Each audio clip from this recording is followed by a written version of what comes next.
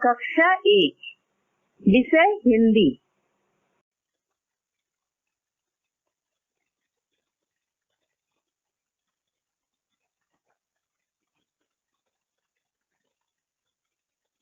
पाठ 22 ताजमहल भाग 3।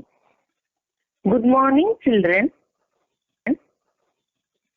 बच्चों, कल हमने ताजमहल पाठ का दूसरा परिच्छेद पढ़ा और ताजमहल के विषय में जानकारी प्राप्त की। ताजमहल सफेद संगमरमर से बना है। इसे बनाने में हजारों और 22 वर्षों में पूरा किया।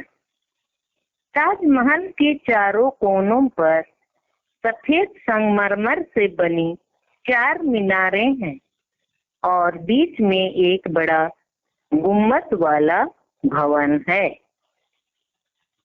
बच्चों, अब हम अगला परिच्छेद पढ़ेंगे। यह कोई राजा का महल नहीं है, बल्कि एक समाधि है। इसी भवन में मुमताज महल तथा शाहजहां की समाधियां बनी हैं। भवन की ऊपरी सतह पर सुंदर नक्काशी की गई है। इसको देखने के लिए देश विदेश से प्रतिवर्ष लाखों लोग आते हैं। चांदनी रात सुंदर लगता है। पास में बहती यमुना नदी भी लोगों को आकर्षित करती है। वास्तव में ताजमहल मुगल काल की सर्वश्रेष्ठ इमारत है। हमें गर्व है कि विश्व की यह सुंदरतम इमारत हमारे देश में है। मैं पुनः परिच्छेद को पढ़ रही हूँ। यह कोई राजा का महल नहीं है, बल्कि एक समाधि है। बच्चों, इसमें बताया जा रहा है ताजमहल कोई राजा का महल नहीं है, कोई राज दरबार नहीं है, बल्कि एक समाधि है। यह एक समाधि है और समाधि का अर्थ होता है वह स्थान जहाँ किसी का मृत शरीर या अस्थियां अर्थात जब कोई भी व्यक्ति इस संसार से चला जाता है, उसका जीवन अंत हो जाता है, तो लोग उसे समाधि में गाड़ देते हैं। तो समाधि का अर्थ है वह स्थान जहाँ किसी का मृत शरीर या अस्थियां गाड़ी गई हो, या हम दूसरे शब्दों में कब्र भी कह सकते हैं। इसी भवन में जहाँ की समाधियां बनी है। समाधियां मतलब समाधि का बहुवचन। यहाँ समाधियां क्यों बोला गया है? क्योंकि वहाँ 2 समाधि थी, जैसे मुमताज महल का और बादशाह शाहजहां की भी। तो इसलिए वहाँ समाधियां बनी। भवन की ऊपरी सतह पर सुंदर नक्काशी की गई है। भवन की ऊपरी सतह जिस पर सुंदर नक्काशी की गई है, जैसे सोने, चांदी और पत्थर आदि पर खोद कर किया गया कार्य नक्काशी का अर्थ होता है। और ऊपरी सतह यानी ऊपरी सतह में उसे सुंदर ढंग से सजाया गया है। उसमें खोद कर कई प्रकार के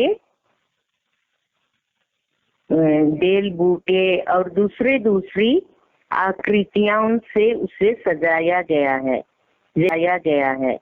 जैसे सोने, चांदी और पत्थर, या बहुत फ्लावर वास में भी बहुत बारीकी से कढ़ाई टाइप की होती है, जिसमें बेल बूटे भी होते हैं और भी कई तरह की आकृति उसमें खोदकर बनाई जाती है।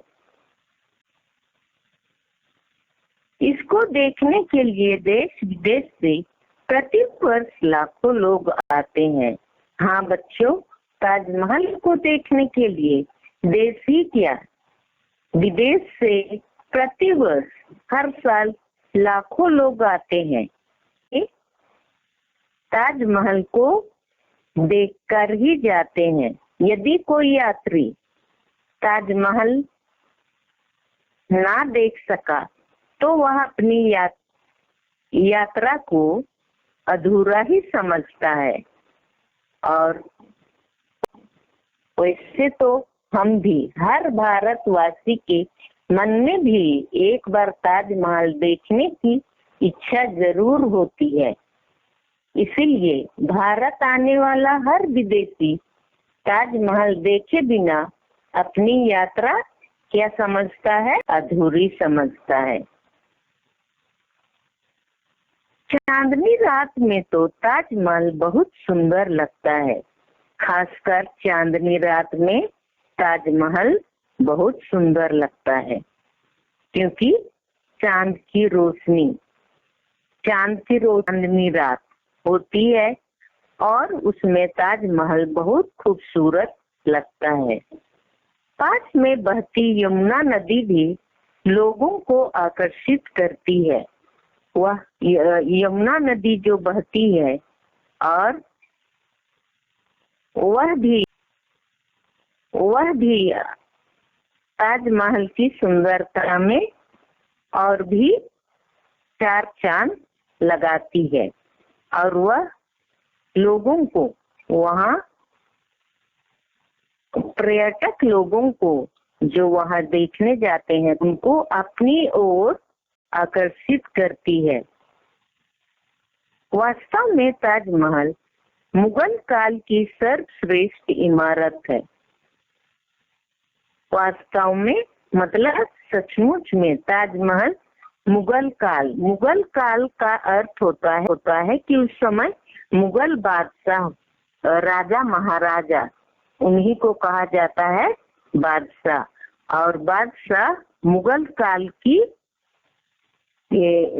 काल में ही वे कई इमारत बनाए और उसमें ताजमहल सर्वश्रेष्ठ इमारत है। सर्वश्रेष्ठ का अर्थ है सबसे उत्तम या सबसे अच्छा इमारत। इमारत का शब्दार्थ जानते हो। हमें गर्व है कि विश्व की यह सुंदरतम इमारत है और हम भारतवासियों को गर्व है, अर्थात घमंड है कि संसार की यह सबसे सुंदर इमारत हमारे देश भारत में है। बच्चों, और हमें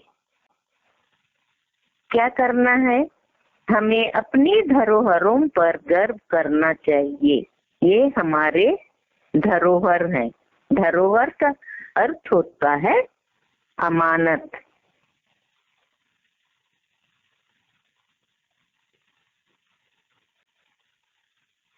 पुनः मैं इस परिच्छेद को समझा रही हूँ और इसके बाद में हम लोग कठिन शब्द देखेंगे, पढ़ेंगे और शब्दार्थ भी पढ़ेंगे।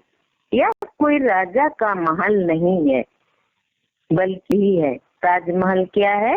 राजमहल नहीं है, लेकिन यह एक समाधि है। इसी भवन में मुमताज महल तथा शाहजहां की समाधियां बनी है। किसकी समाधि बनी हुई है? मुमताज महल तथा शाहजहां की। भवन की ऊपरी सतह पर सुंदर नक्काशी की गई है। भवन की ऊपरी सतह पर क्या की गई है? सुंदर नक्काशी की गई है। इसको देखने के लिए कहां से लोग आते हैं? ये देश विदेश से प्रतिवर्ष लोग आते हैं। चांदनी रात में ताजमहल कैसा लगता है? चांदनी रात में ताजमहल बहुत सुंदर लगता है। पास में कौन सी नदी बहती है? पास में यमुना नदी बहती है और लोगों को अपनी ओर आकर्षित करती है। वास्तव में ताजमहल मुगल काल की कैसी इमारत है? वास्तव में ताजमहल मुगल काल की सर्वश्रेष्ठ इमारत है। बच्चों, क्या तुम्हें ताजमहल पर गर्व है? बिल्कुल सही। हम भारतवासियों को ताजमहल पर गर्व है। इसे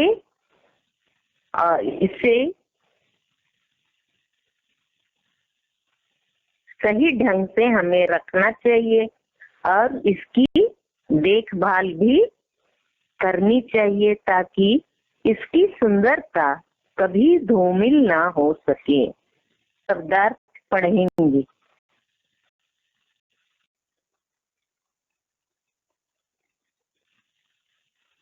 इस परिच्छेद में कुछ ऐसे शब्द हैं जिसका शब्दार्थ हमें पता नहीं है। समाधि मैंने बता दिया है, फिर से मैं बता रही हूँ। वह स्थान जहाँ किसी मृत शरीर या अस्थियां गाड़ी गई हो। समाधि का अर्थ है वह स्थान जहाँ किसी मृत शरीर या अस्थियां गाड़ी गई हो, अर्थात कब्र भी हम कह सकते हैं। नक्काशी सोने, चांदी और पत्थर आदि पर खोद कर किया गया कार्य। पुनः मैं पढ़ रही हूँ। नक्काशी का शब्दार्थ है सोने, चांदी और पत्थर आदि पर खोद कर किया गया कार्य। प्रतिवर्ष, प्रतिवर्ष का शब्दार्थ है हर साल या प्रत्येक साल।